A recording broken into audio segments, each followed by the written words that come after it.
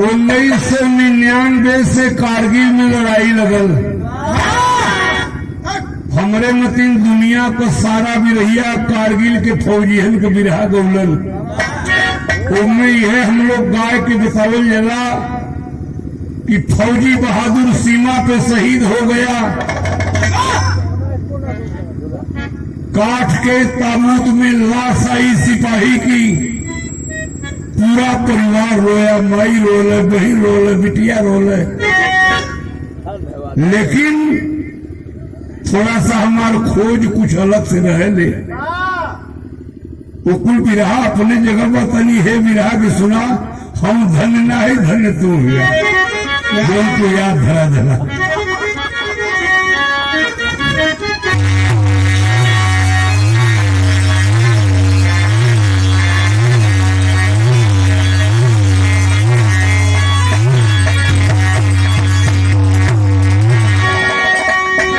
साथियों,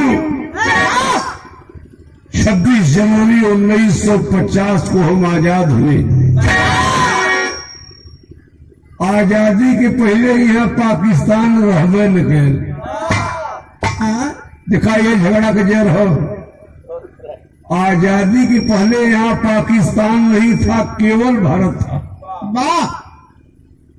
नेहरू जी को प्रधानमंत्री बनाया गया। जिन्ना साहब जिद कर लिए कि हम मुसलमान हैं, हमको भारत से अलग कर दिया जाए। उनके जिद पर आजादी के बाद वही में काट के पाकिस्तान बन गया। अब तहिया कई आग लगल है। जब देश का बंटवारा भैल तो बंटवारा तो हमारो आपके घरे होला। अखबार में रोज छपेला कि पाकिस्तानी आतंकवादी भारत के फौजी का लाश लापता कर देलस, कभो ओकर मुड़ी काट के फेंक देलस। तो भारत के फौजी बड़ी ऊंची बात करते हैं।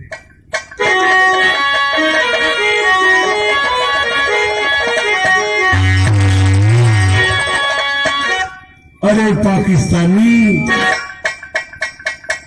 माई को लगा है हमें कहने दे बाबू, सिटी बस बहुत बढ़िया बढ़िया थे बेटा, खाली सिटी ना दे, कहीं से सिटी देखो कैसे कि संभाल दो।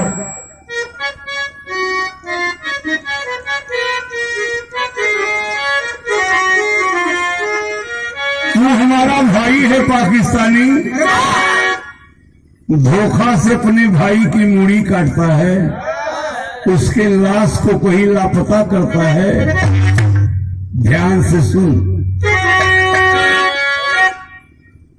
एक थे हम कभी, एकर मतलब इतने है कि खाली भारत रहल, चाहे जैसे बने बेटा, 15-20 मिनट का मेहनत हो। एक थे हम कभी, अब अलग हो गए। और हो दिल में नफरत जगी तो वतन बट गया। और काका बटल बाबू, खाई पर्वत बटे, झील नदियां बटी, दुख बात दुख की बड़ी है कि मन बच गया। तो भयवा से अलगोजी करवा, ओकर चोरी से मुड़ी कटवा। मसला घर का हो या घर से बाहर का हो, डर जो है मोहब्बत की काटे नहीं। बांट लो जर जमी, धन रतन बांट लो, भाईचारे को हर एक बांटो।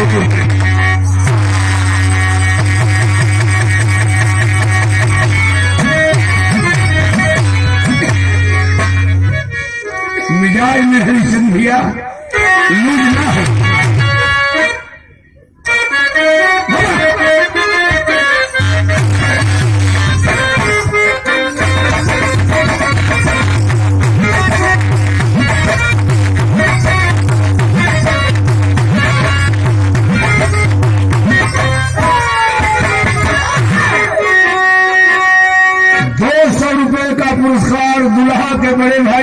लाल यादव जी हृदय से धन्यवाद है। बर बधू को आशीर्वाद है, वह कव्वाली का नमूना है।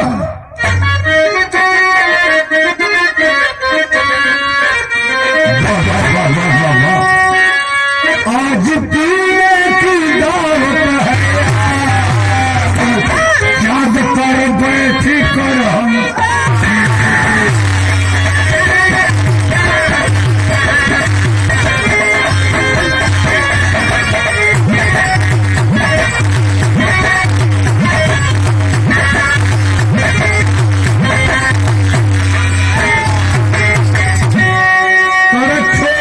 बिरहा का बढ़िया सुनोरिया हुआ।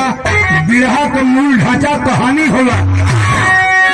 भारत के फौजी जवान पाकिस्तानियों से कहलन, कान को खोल कर सुन लो भारती, अरे मुझको मंजूर है हर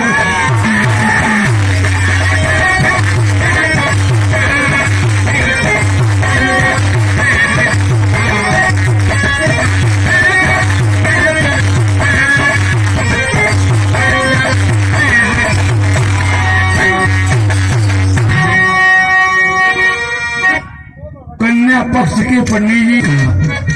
यह तो हमारे चाहे कारीगरी चाहे खूबी जाना कि हमारे बात के हर आदमी समझ जाए। कान को खोल कर सुन लो भाती, मुझको मंजूर है हर यह कश्मीर, जिस कश्मीर के चक्कर में तो पड़े हो है ये मेरा अरे है ना कश्मीर तेरी।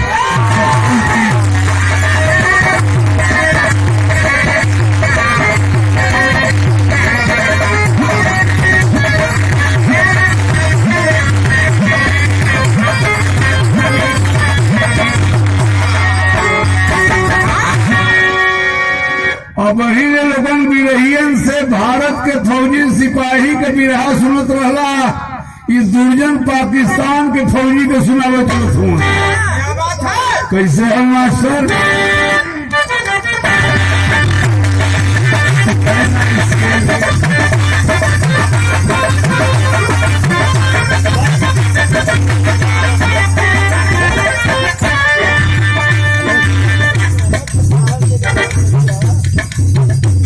₹100 के पुरस्कार लड़की के मौसा है महेंद्र यादव जोशमा से दिए हैं।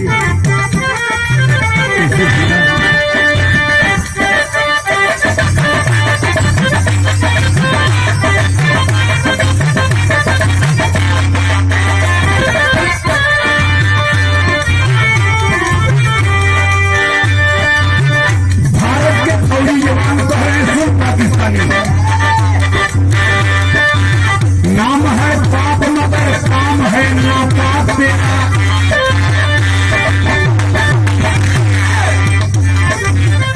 पाप माने स्वच्छ होना, नापाक माने गंदा।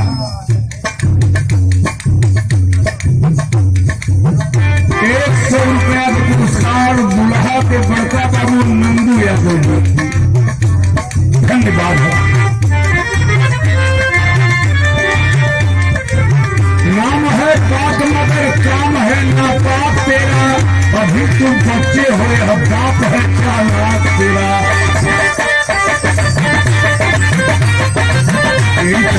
एकदम सही।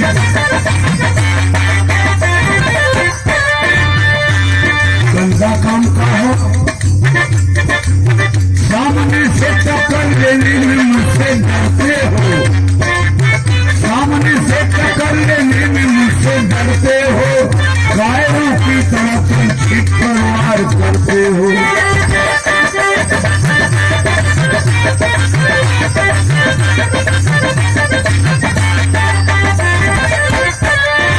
लेकिन एक बात समझना, चाहे भारत का सिपाही चाहे पाकिस्तान का सिपाही, कोई भी फौजी सदा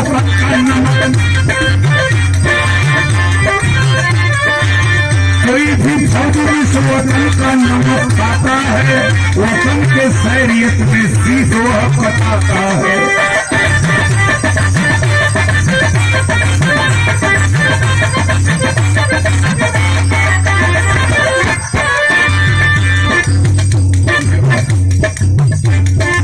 अब कहानी हमारी शुरू हो गई।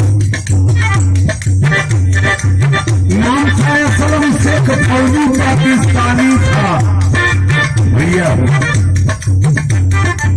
नाम था असलम शेख, फौजी पाकिस्तानी था। जुनून का जो सीना हौसला तूफानी था।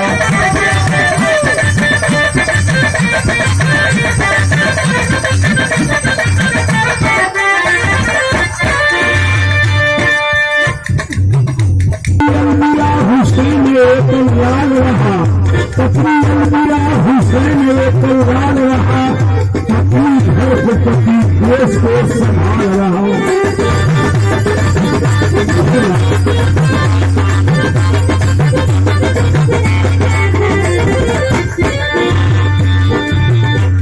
बहुत गंदा काम कर दिया, असला गंदा काम किया, चोरी से किया। भूसा सरहद पे मेरे वह गलत जरूर किया, भूसा सरहद पे मेरे वह गलत जरूर किया। भारतीय फौजियों ने गोलियों से खून दिया।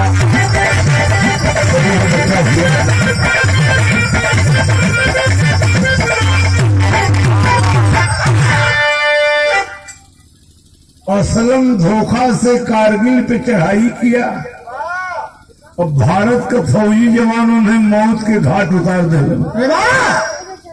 तो भैया हो, बाप दादा एक बात बतौले हो, ये संसार में जेकर कटेला वही के पिराला और जेकर मरेला वही के बुझाला।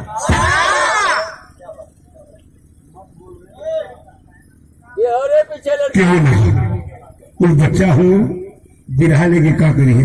ये तो सोचत हो कितना अमन के माई बहन गरिया हो।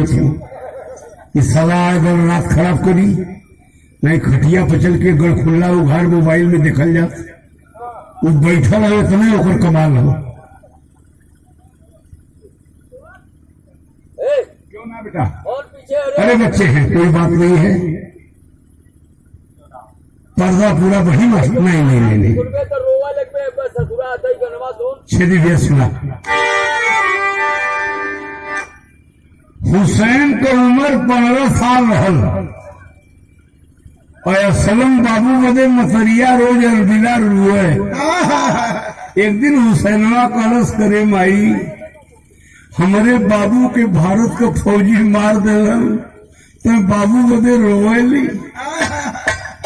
हमार उम्र ना हो माई, हम 15 साल का है रे और वही फौज में भर्ती हुए लाक ना है। धूम तोरा जमन कोशिश कर जला कि ऐसा गावल जाए कि घरे में माई बहन भैया सब सुने। एक तर्ज सुनाओ थी आप लोग के ना हो कौनो भौजाई के लड़का होए के हम और आजे कल का दिन हो दर्द पीड़ा से बेचारी परेशान हो। ओकर ननद जवन हो अपने भैया जो ओकर भैया बम्बई रहत रहलन उनके फोन पर भी बता लेते और भौजैया से मजाको के लेते। आप है बताओ थी भौजी कमल कर खाएगा खटाई यही से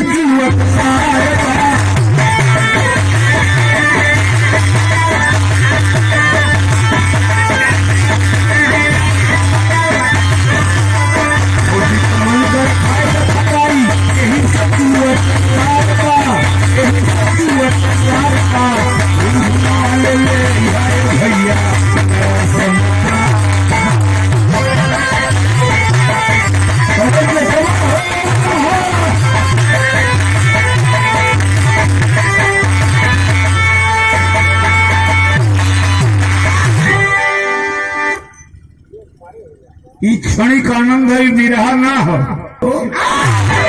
जवन मुदैया घरों का हमारे बुरा बना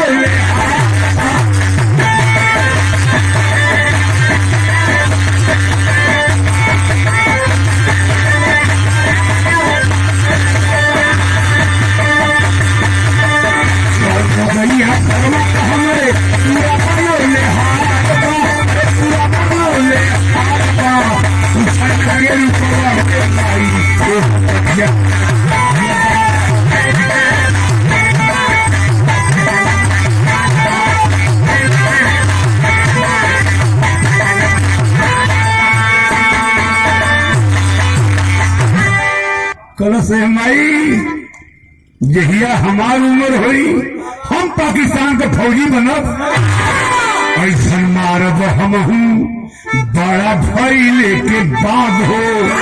अरे वो साथ पुष्ट हमके करत रही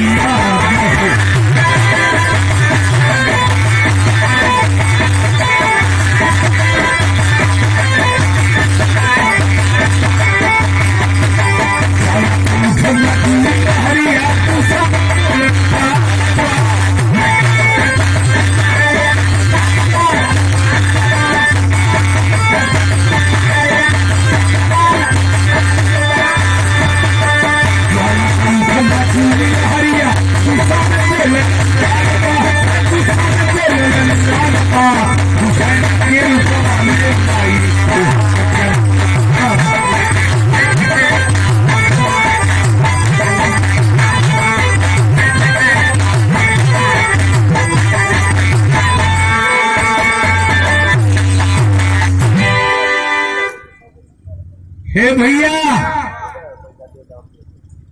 पाकिस्तान में हुसैन नाम का लड़का जब 19 बरिस का हो गया,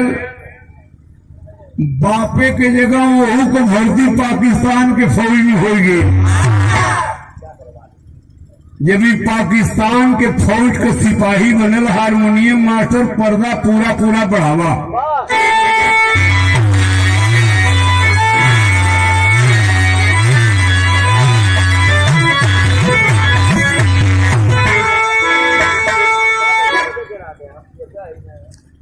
यदि भैया धुन सुनो थे कि हमार लड़का रही तबो बजत रहल, आजो बजत हो हमार मर जाब तबो बजी। ये बिना पुदीना कोको कोला ढोढ़ी निकोरी 10 दिन बदे है।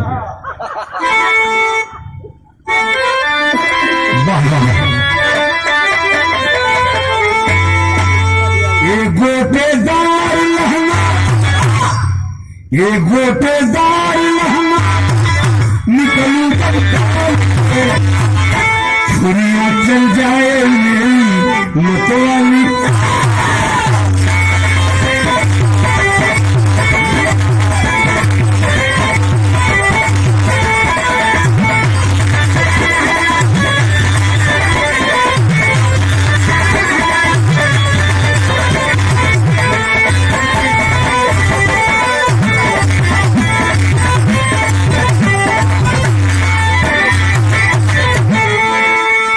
फालतू ना बोलोगे, कह के मतलब कि हमारे सार हो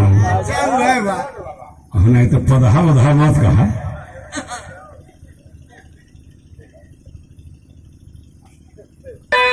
पिता के जगह पाकिस्तान के फौज में भर्ती हो गया कौन? हुसैन।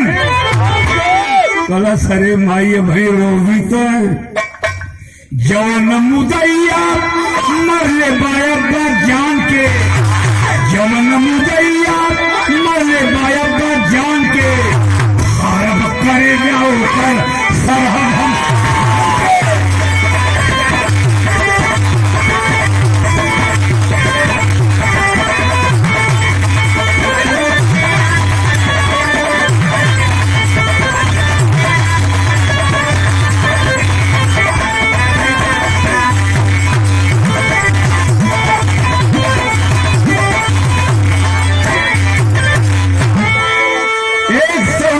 पुरस्कार हमारे भाई हैं महेंद्र जी दिए हैं और 200 रुपए का पुरस्कार दुल्हा के बड़ा भाई अच्छे लाल यादव जी।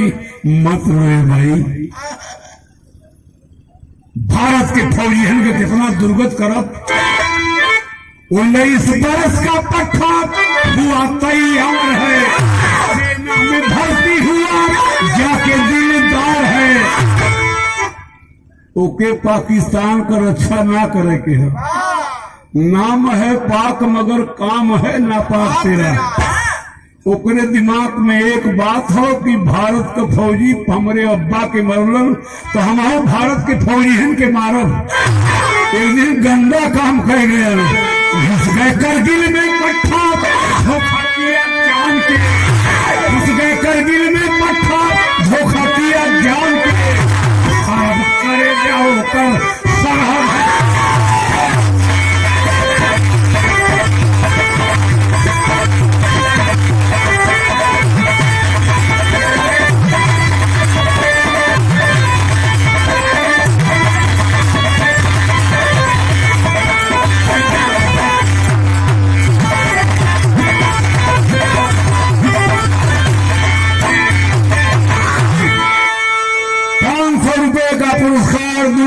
पिता भोला यादव जी 500 रुपए का पुरस्कार दुल्हा के मामा गुड्डू सेठ नोएडा हृदय से आशीर्वाद है। और 100 रुपए का पुरस्कार अपने अखाड़े के गायक भैया छेदी यादव जी खड़ा गुरपत्तू। हम प्रणाम करते हैं। कहनिया मधु भुलाया सुतली रात में हुसैनवा कारगिल पर धोखा से चढ़ाई कैलस तो का भारत के फौजी सुतल थोड़ी रहल तनी सच्चे चिराय ना बचवा अपनी एकदम एक बिरहा में रात भर इतना मेहनत थोड़ा उतनी मेहनत हुई मिजाज में घरी है। बीएसएफ का 4 फौजी जवान सीमा पर तैनात रहलन। बिरहा में तरज बदल गई। गोरिया दिन भर गई के किया लेके सुखिया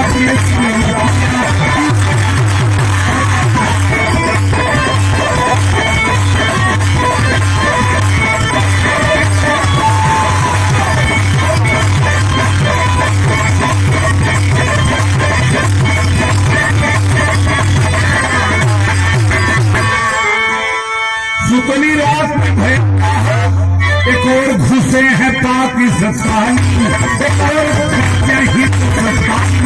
गोली चला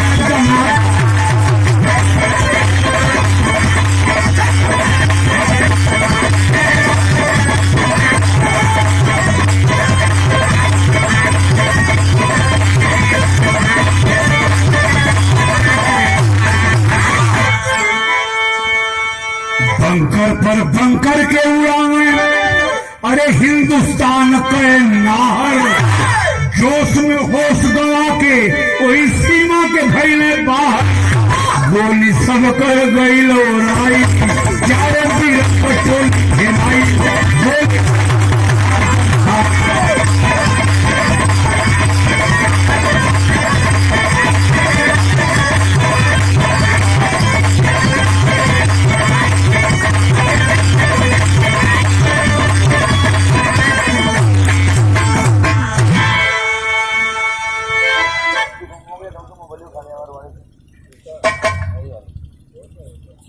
एक से रास्ता पड़ना का था ना लगल हो।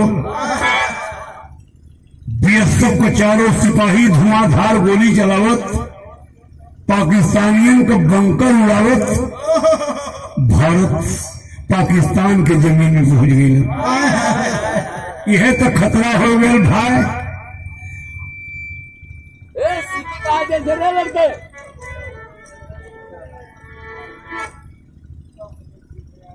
नहीं ठीक हो नहीं ठीक है। पानी कहीं हो डाल दा 15-20 मिनट।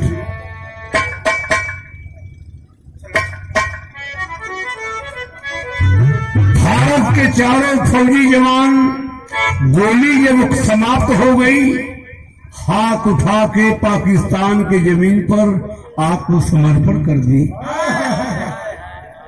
कमीना हुसैन जरा सा सीने में दर्द नहीं है नहीं माना।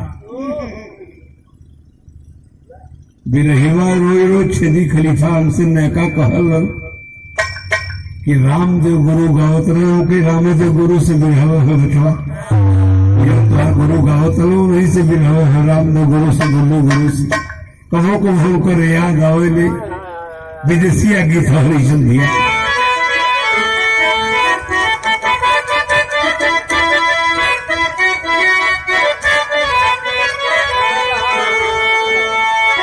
आज दुनिया में नहीं है। स्वर सम्राट कोई थे तो रामदेव यादव जी। भोजपुरी में कहो स्वर का सम्राट है भरत शर्मा जी। और तो दशहरा गावत को लेला पुदीना वाह। अरे आग लगाए देखो जब गाने लगे। घेरीले हमें भारती घेरीले हमें भारती जवान के मुदाइया हो। अरे इन मुकवा पर जब की चूकी गई गोलियां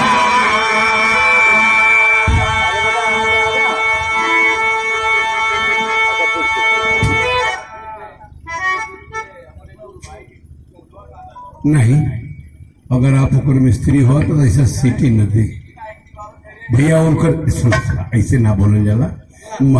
घरे के लड़का हो, मशीन बहुत बढ़िया हो, कौनो फाल्ट कहीं से आओ तो सीटी देत हो।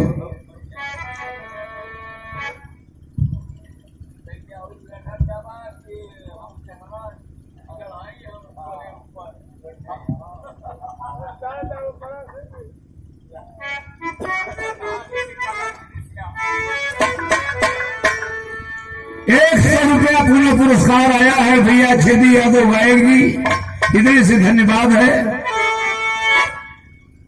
घेरिले हन भारती जवानन के मुदाइया हो, अरे इन मुकवा पर जब की चूकी गए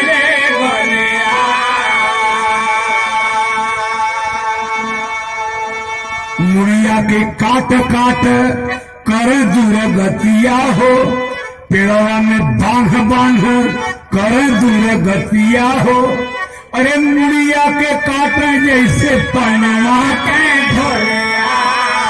हाथ पाया बेटी बेटी काट के अलग कैलस, मथवा लगौलस अपने खुनवा।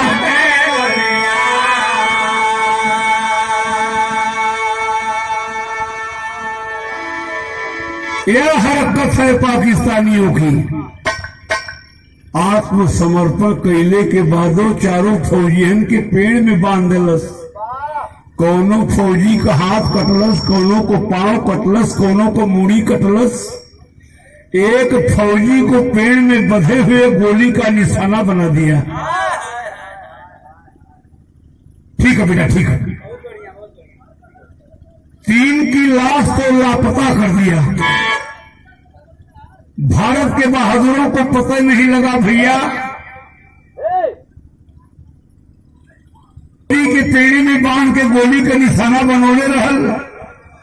हिंदुस्तान में दहशत फैलावे बदे उनकर लाश ले जाके भारत के सरहद में फेंकलस।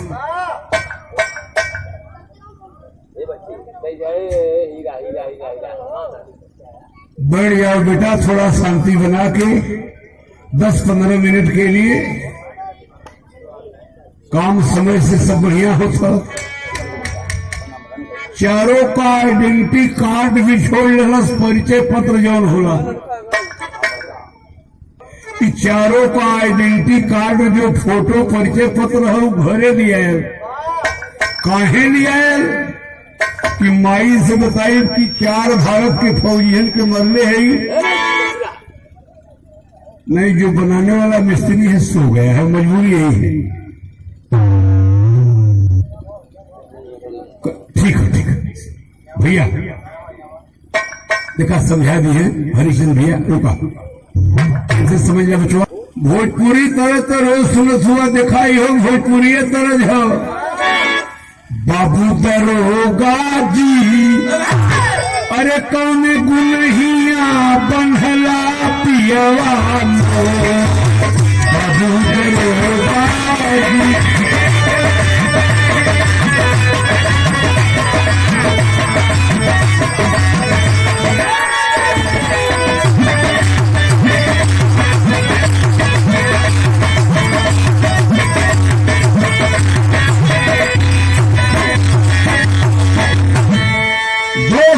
पुरस्कार दुल्हा के बड़े भाई अच्छे लाल यादव जी कितनी शालीनता से दरोगा साहब को दुल्हन कर रही है। ना पियवा मोरया तर पातर, ना पियवा मोर छोट, नसवा में मातल पिया मतवा। अरे गया सारा पिया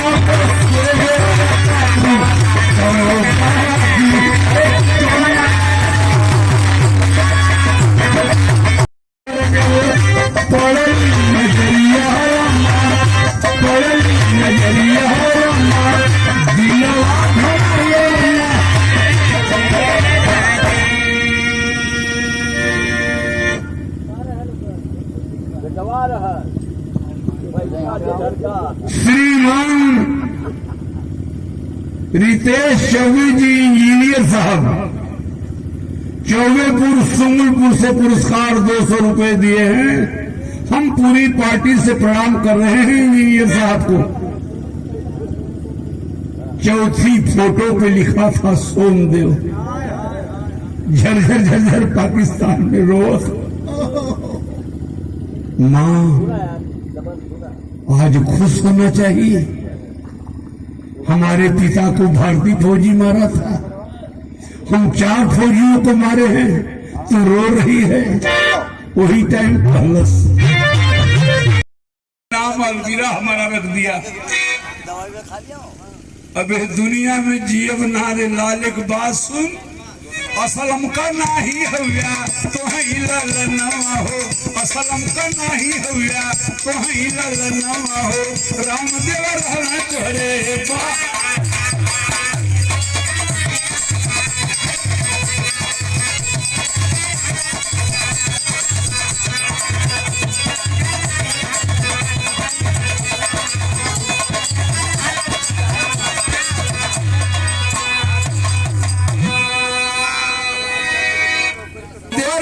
तोहरो बड़का बीरनवा हो, सोमदेव रहना तोहरो बड़का बीरनवा हो, कैला जेकरे संगवा में पाप।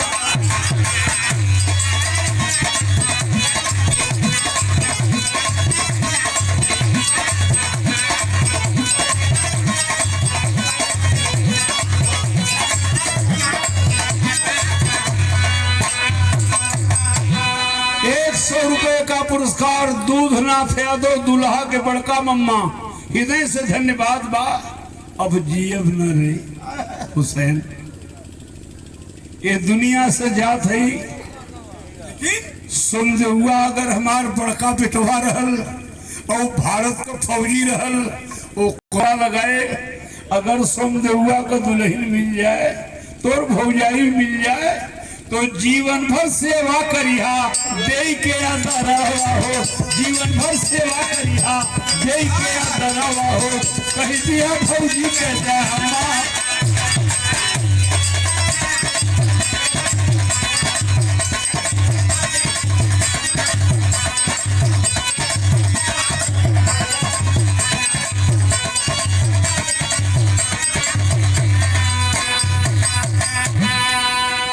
500 रुपए का पुरस्कार गुड्डू सेठ दुल्हा के मामा, और 100 रुपए का पुरस्कार प्रेम शंकर यादव हमारे संधी जी।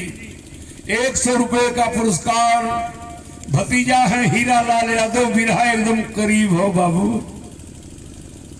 इतना कह के अलविरा दम तोड़ दी, दुनिया मालिक को प्यारी हो गई। खोज लिए भौजाई के तबे हमारे आत्मा की शांति मिली। अब कहानी की यही पर रोक दा। रतिया के चारों फौजीहन के हुसैनवा मरले रहल। अब बिहनवे लिया के माई के लाहौर में फोटो दिखावत रहल। 3 भारत के फौजियों की लाश को लापता कर चुका था।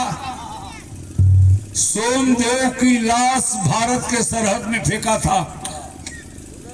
भारत के फौजी जवान अपने साथी का जब लाश पाए गईलन, दूसर के दिन 12 बजे रात में सीमा से खबर आती है।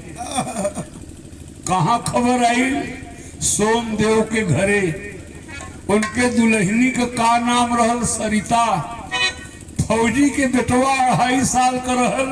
बेटुआ का नाम बड़ा दुलार से किशन देव रखले रहलन।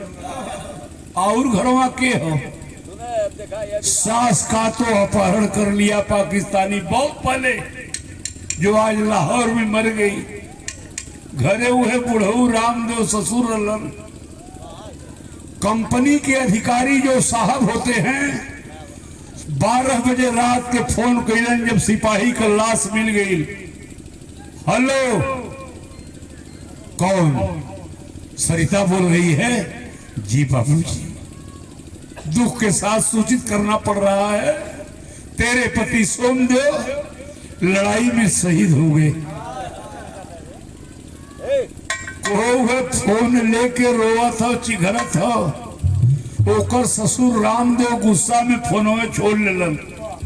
छोड़ के कहवे करे सोमदेवा सीमा पर जाले तब वो हमारे पतो के फोने पर डांटे ले। और घरे आवे तबो डांटे ले, कौन बात कहले। आज हमार पतो 12 बजे रात रोत हो। तो फौजी सिपाही जो होलन, सिपाही से उ साहब बनलन, उनकर करेजा कोनो पत्थरे का ना होत। रुआसी आवाज में अधिकारी कहता है, नहीं पिताजी, सोमदेव दुनिया में नहीं रहा। हम सोमदेव नहीं बोलते हैं, कंपनी कमांडर बोल रहे हैं। सुबह में लाश आ गई काट के ताबूत में, जैसे बिरहा सुनत हुआ, दुआरे पर हुजूम जुटल हो। 2.5 साल का लड़का लेके चिगरत कह लगल, लुटला से नूरवा हमार हो गई।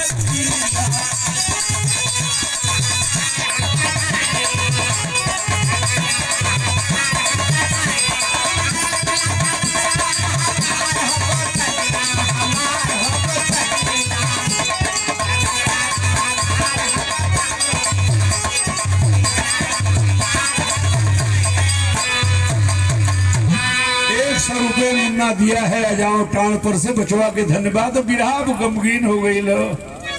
अबला तेरी हाय कहानी, आंचल में दूध भरा है आंखों में पानी। अपने मनवा के सैया कैसो हम बनई बे, और ननका जे पूछियो के का।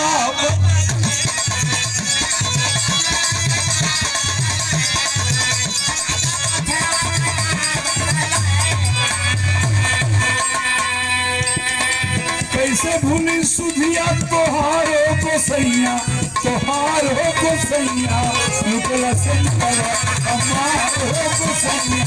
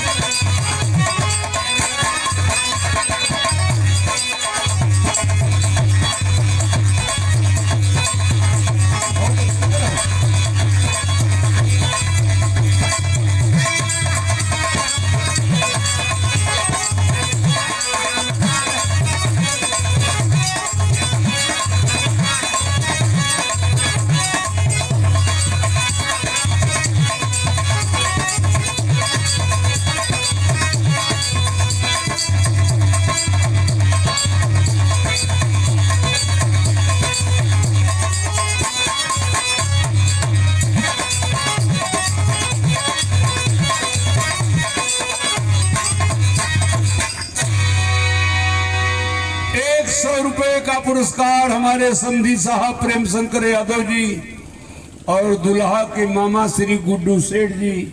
पुरस्कार की गिनती नहीं है, हम कुछ नहीं बता सकते। हजारों रुपए का पुरस्कार दिए, हृदय से धन्यवाद है। एक बात समझ ला भाई, बुढ़ऊ रामदेव टुकुर टुकुर बेटवा के लाश को निहारत हुआ। इससे बढ़िया दुख का होला हो,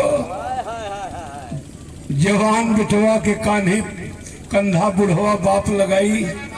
एक बेर सोच देलन, कमीना पाकिस्तानी, तू हमारे दुल्हन का अपहरण कर ले गया। आज दर्द नहीं आई, हमारे बेटे को पेड़ में बांधकर गोली का निशाना बना दिया। तब बाबू गिर गईला देख बेटवा का लसिया, हाय बेटा कहीं के उनका टूट गई ससिया।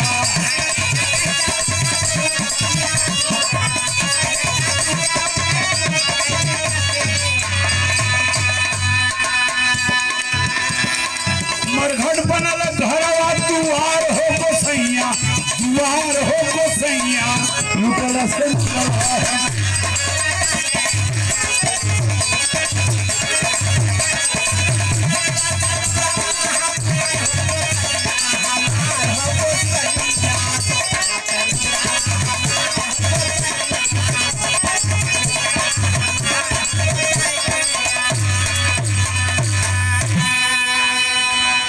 100 रुपए का पुरस्कार भतीजा हीरालाल यादव और 200 रुपए का पुरस्कार दामाद अशोक यादव। तनी एक बड़ी भाई वही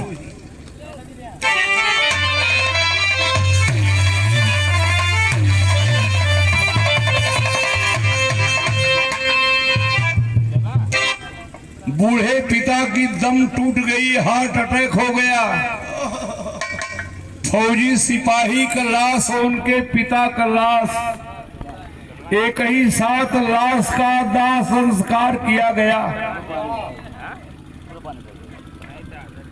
100 रुपया ही छुटका मुन्ना देलन हमरे रामजीत के सुपुत्र हुन। ये बचवा के धन्यवाद हो शुभम। 2.5 साल का लड़का रहल हो, 1 साल ससुरारी में बितौलत सिपाही का दुल्हन के हो घरे। सास का अपहरण, ससुर भी मर गए, पति भी मर गए। 2.5 साल का लड़का लेके 1 साल ससुरे में बितौलस।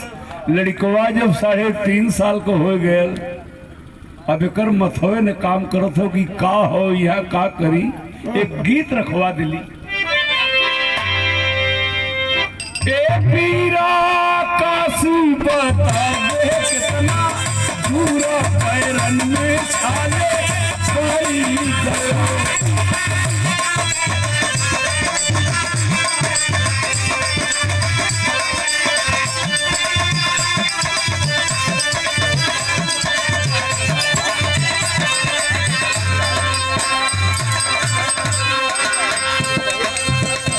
बिरहा में जान लिया कि लोग सिनेमा हॉल में बैठल हुआ, कौन सीन कब आ जाई। और कहवा कि दुर्जन बिरहिया तो बड़ा बिरहा सुनल कारगिल के कौने इतिहास में पाई गई ना वो बताई हम। ए बाबू फौजी का दुल्हन लाचार जिनकी आया अन्हार भई।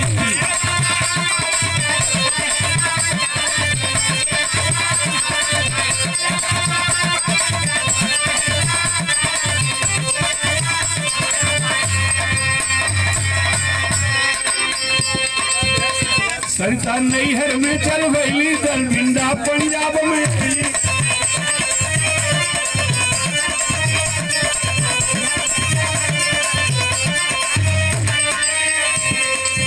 ए बाबू घूरे नयन जला धार दिल्ली की आया धार भक्ति।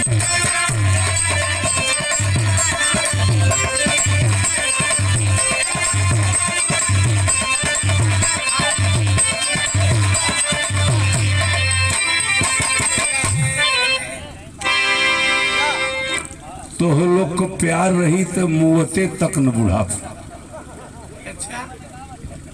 रोज कहिला कि हम नीक ना गाइला, खाली हमार सुने वाला नीक हुआ। हम का गाइला 500 रुपए का पुरस्कार गुड्डू सेठ दुल्हा का मम्मा कहना बूढ़ कब हुआ।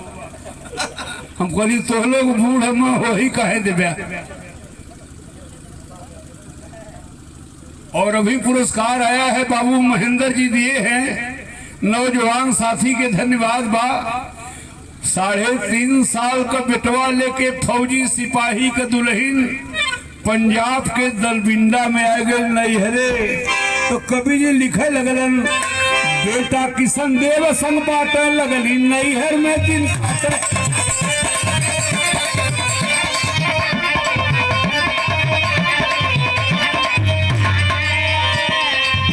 बाबू लागी नवरिया कैसे पार जिंदगी आया था।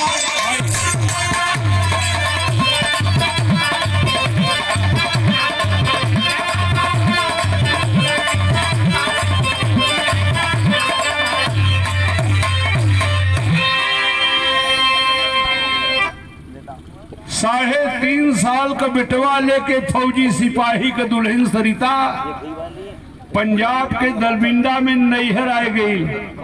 1 साल नैहरों में बितौलस हो। हे भैया लड़कवा 4.5 साल का हो गया। ई फौजी का दुल्हन बेटवा का नाम पढ़े बदे लिखा दिलस, यह तो खतरा हो गया। स्कूल में जब पढ़े बदे नाम लिखा दिलस, साल 2 साल बीतत हो, अरे बेटा बस 2 मिनट 5 मिनट मोर भैया अब बतियाया तो उतने कि हमके सुनाए मत, एक बाद तो लोग के एकदम हम जगह दे दे, नाच के गाय के जैसे मजा लिया जा।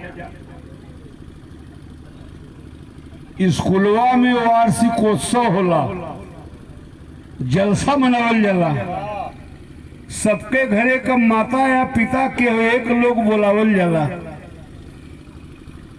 किशन देव का साथी कोई पूछा, किशन देव जलसा समारोह होता है, सबके पापा आते हैं, तुम्हारे पापा क्यों नहीं आते हैं?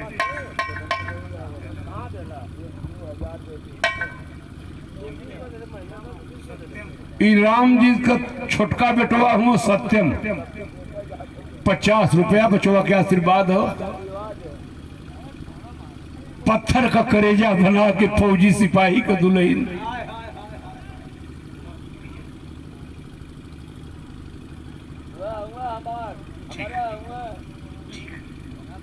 अभी पुरस्कार आया है फौजी जवान की तरफ से, हम बहुत बहुत आभारी हैं। हम बताए कि कहीं भी फौजी सिपाही मिल जाए, आप लोग हाथ जोड़कर जरूर नमन कीजिएगा। कितना त्याग है इनका देश के प्रति। बिरहवा वहां पहुंचल बा कि लड़कवा से फौजी का दुल्हन झूठ बोले कि तोर पापा तो विदेश रहे न बेटा, 3 साल के बाद छुट्टी होले बेटा, 4 दिन बीते तो फिर पूछे, करे माई अभी पापा का छुट्टी ना हो रही है, यह खतरा भेल का भेल।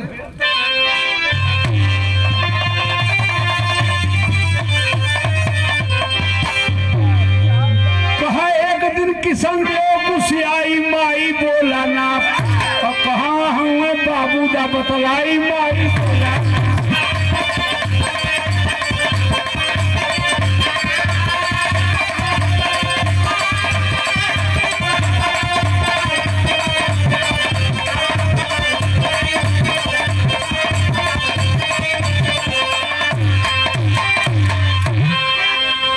रोज रोज बताई ना कि तोर बाप विदेश रहेलन, छुट्टी ना हो। कहिया छुट्टी खत्म हुई, गुस्सा में कैलस का मरला से एक तमाचा माई, अरे गाल भयल बा लाल हो, गुस्सा में भागल बा लड़का, दिल में बढ़ल मलाल हो, अरे बैठल रेल के पटरी पर गुस्सियाई माई बोला ना, और एक फकीर बचवले बाप नियराई माई बोला ना। अब तो जानकार हो गल लड़का ने का गलती कैली है न कैली कि पापा कहिया है हमके मार दे लो। गांव से काफी दूर जाके रेल के पटरी पर कटे बदे बैठा, 1 मिनट का देरी ना भइल, एक फकीर और लड़का का गट्टा पकड़ के पटरी के नीचे खींच दिलस। बिरहा लोग सुनत हुआ, सुनला इस दुनिया में जेकर मदद केहू ना करत ओकर मदद भगवान करल। तनी एक फेर बढ़ी हरिश्चंद्र भैया।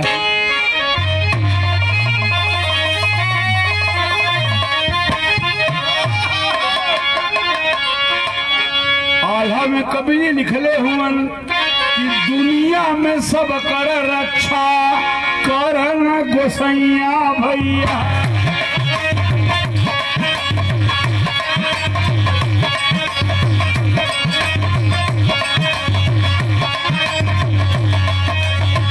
भेषवा बदल के सबसे मिले भगवान,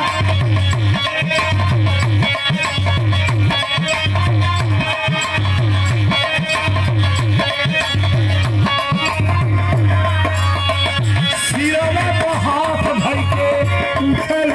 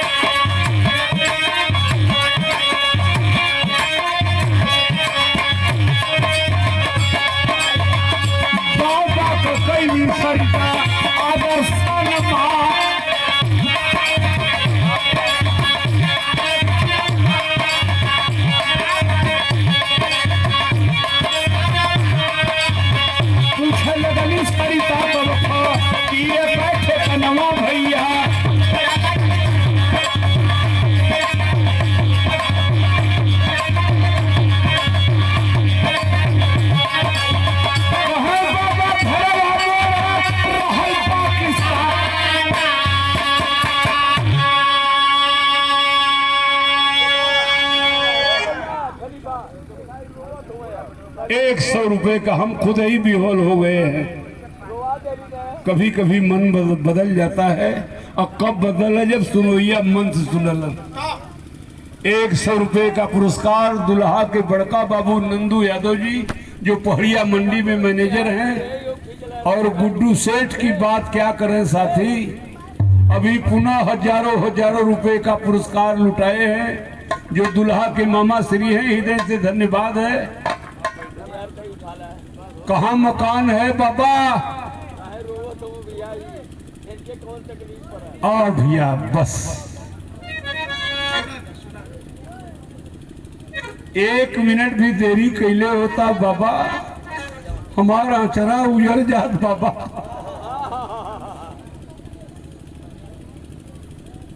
अभी पुरस्कार दिए हैं कमलेश बाबू, धन्यवाद है। साधु फकीर का मकान कहाँ होता है पगली? मकान है नहीं, मकान था। कभी हम पाकिस्तान का रहने वाला था, अरे जर गई हो आग में एकदम। खबरदार, झूठ मत बोलिए बाबा। पाकिस्तानी कमीने को कहां दर्द होती है? अरे वह पाकिस्तानी जो हमारे सास का अपहरण कर लिया, वह पाकिस्तानी जो हमारे पति को पेड़ में बांधकर गोली का निशाना बना दिया। फकीर साहब झूठ बोल रहे हैं, कतई आप पाकिस्तानी नहीं हैं। फकीर कौन था? सोमदेव का छोटा भाई हुसैन रहा। कहले रहल माई कि बचवा जहिया भौजी के खोज लेबे, हमरे जीव के शांति मिल जाई। वही टाइम रो के बतावत हो कि हम ही तो मरली तोहरे पति का परानावा। और गलती हमसे हो गई, रहलिया में जहाँ हम माई हमार फोटो देखो तो उन्हें सुनता हमी सोम दो तो हो जाता भैया ले मामा।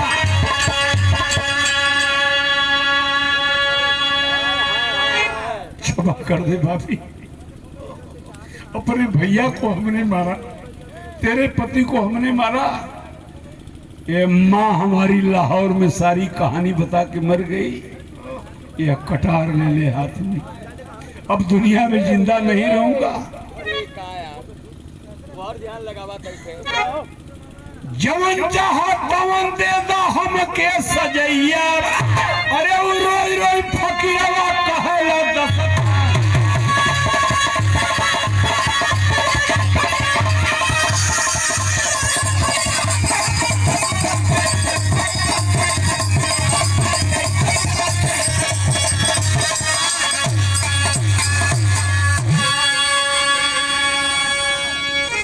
यह कटार ले भाभी भोग दे सीने में। अरे पगला, तू हमारे पति को मारा पाकिस्तान में, पाकिस्तान के नमक का शहरियत चुकाया। ओसे ढेर तो एहसान कह दिला हो देवरू।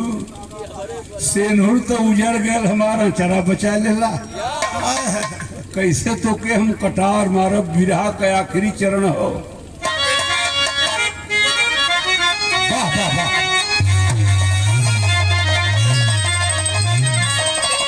अरे हमारे पति के मरला, बेटा के बचौला जनवा। और सूरज डूबल भर ही डूबे नहीं दे बच्चा।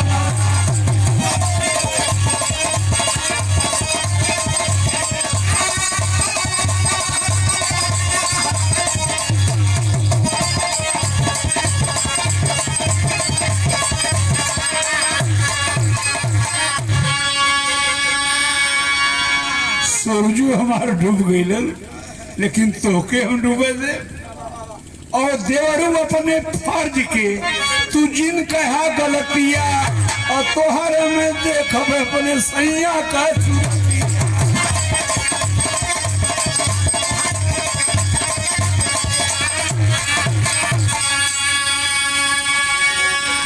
कवि का हृदय समुंदर होता है भैया।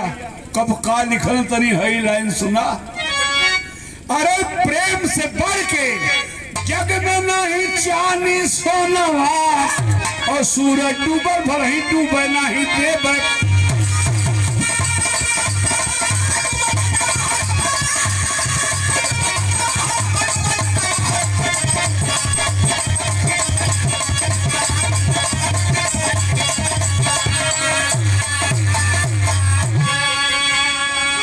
200 रुपए का पुरस्कार छोटे भाई पारसनाथ यादव हटिया बसखड़ा।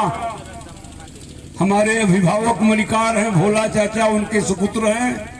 और 100 रुपए का पुरस्कार प्रेम शंकर यादव समधी जी। हम प्रणाम करते हैं। कहवा की दुर्जन देश कारगिल के बिरहा में दूसर गावला, तू कहाँ पावला। इतना जने हमार बिरहा सुनत हुआ। जे भी गायत्री परिवार का पुजारी में बैठल हुई, उनके घर में एक मासिक पत्रिका आवेले अखंड ज्योति। वो अखंड ज्योति में ही कहानी मिलल।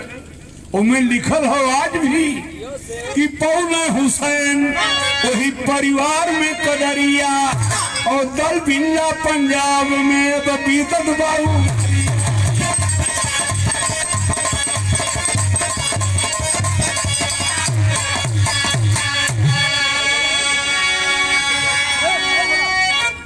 आज भी हुसैन भतीजा किशन देव के साथ, भाभी सरिता के साथ पंजाब के दलबिंडा में गुजर करता है। दर्द एक ही है। क्या दर्द है? हमने अपने भैया को मारा। प्रायश्चित के आग में जलेला तनवा और सूरज डूबल भर ही डूबे नहीं देवत।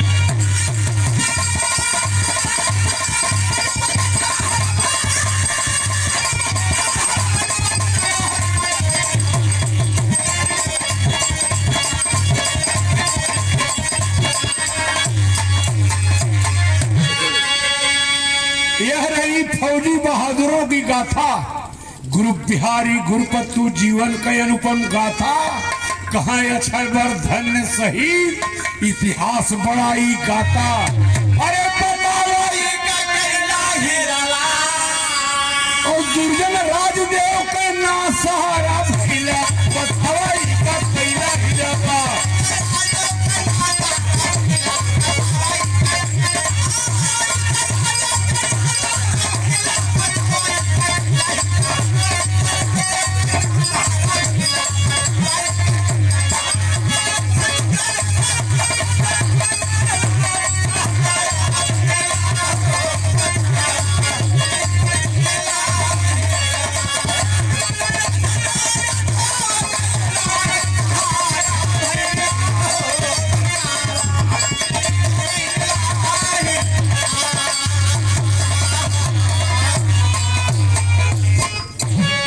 सेठ का कहनाम बा कि रुपया 500 लेला। छोटे लाल हारमोनियम मास्टर दुनिया में नहीं है। कौन को छाप में रखा कि दुर्जन छोटे लाल का ना सहारा भैया बतावाई का भैया।